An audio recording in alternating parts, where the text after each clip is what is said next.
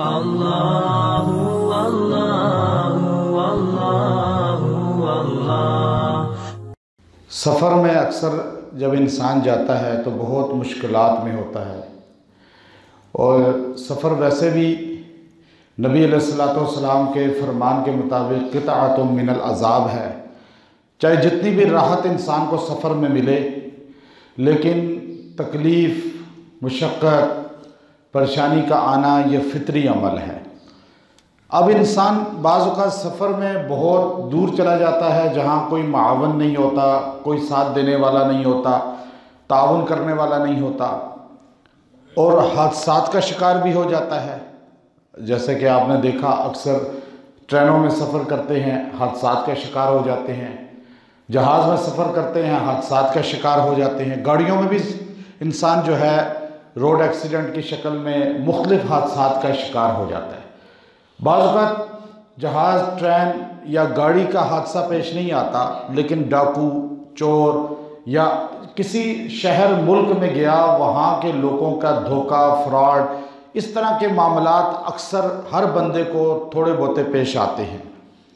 अल्लाह तबारक व तआला कुरान हकीम के अंदर एक आयत करीमा का जुज़ बयान फरमाते हैं। वो आयत करीमा का हिस्सा जो है वो इंसान को सफरी तकालीफ, अज़ियत और हादसात से बचाने का मुजर्रब तरीन अमल है कि अगर इंसान ये चाहे कि मुझे कभी हादसाती तौर पे सफ़र में कोई ऐसा वाक़या पेश ना आए, क्योंकि सफ़र में बहुत इंसान आजिज़ आ जाता है। बाज़ ऐसे लोग भी हैं, किसी सफ़र में कमाने के लिए गए, लेकिन वहाँ जाके फंस गए, मुख्तलिफ़ चीज़ों में फंस जाते हैं, वीज़े की शक्ल में फंस जाते हैं, वीज़ा, नौकरी या उसके अलावा इस तरह के हादसात। अब वो ज़हनी मरीज़ बन जाते हैं। हमने लोगों को देखा है, ऐसे लोगों को, कि वो ज़हनी तौर पे मरीज़ बन जाते हैं, बीमारियों का शिकार हो जाते हैं।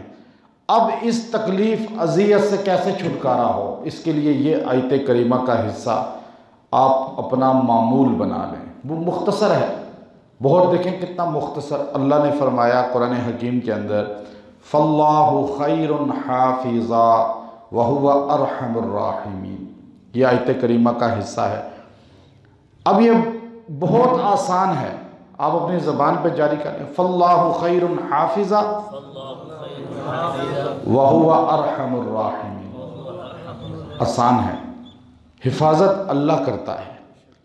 लेकिन जब इंसान अल्लाह तबारक व तआला से मांगता है तो अल्लाह देता है।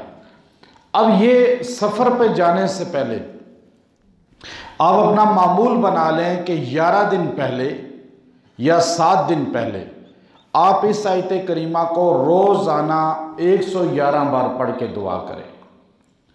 अल्लाह तबारक व तआला उसमें रुकावटें दूर करते रहेंगे। बाज़ का रुकावटें आती हैं, सफ़र में भी रुकावटें आती हैं, उस रुकावट को भी अल्लाह दूर कर देंगे। अगर बहुत ज़्यादा रुकावट है तो आपको पता नहीं चल रहा कि कब ये सफ़र मेरा होगा और कब जो है मेरा मिसाल के तौर पे वीज़ा लगेगा, कब जो है मेरा ये टिकट होगा, अब पता नहीं है, कश्मकश में है दोनों चीज़ों में। तो इसको 111 मरतबा इशा के बाद पढ़ के दुआ करे और 40 दिन पूरे करे। अल्लाह ने चाहा तो इस 40 दिन में वो मामला हल हो जाएगा। फिर अगर इंसान सफ़र पे चल पड़ा तो सफ़र में कसरत से इसको अपना मामूल बनाए, और बहुत ज़्यादा नहीं पढ़ सकता तो सफ़र में कम अज़ कम हर नमाज के बाद 3 मरतबा इस आयत करीमा के हिस्से को ज़रूर पढ़े, हर नमाज के बाद, और पढ़ के अपने सीने पे फूंक दे। इंशाअल्लाह सफ़री नुकसान, सफ़री हादसात और सफ़र में आने वाली तकालीफ से अल्लाह तबारक व तआला इसको निजात देंगे, इसकी हिफाजत फरमाएंगे और ये उस अज़ियत से बच जाएगा। अल्लाह तबारक व तआला सफ़र को राहत का ज़रिया बना देंगे, तरक्की का ज़रिया बना देंगे, और उसमें इंसान को इंशाअल्लाह वो जो इंसान के जहन में होता है कि मुझे ये फ़ायदा हासिल हो, और वो जायज़ फ़ायदा उसको इंशाअल्लाह मिलेगा। तो इसको अपना मामूल बनाएं कि सफ़र में भी इसको पढ़ें, हज़र में वैसे भी पढ़ें, और अगर कहीं कोई ख़तरा पेश आए तो इसको कसरत से पढ़ें, अल्लाह ख़तरात भी दूर फरमाएगा। व आखिर दावाना अनिल हम्दुलिल्लाह।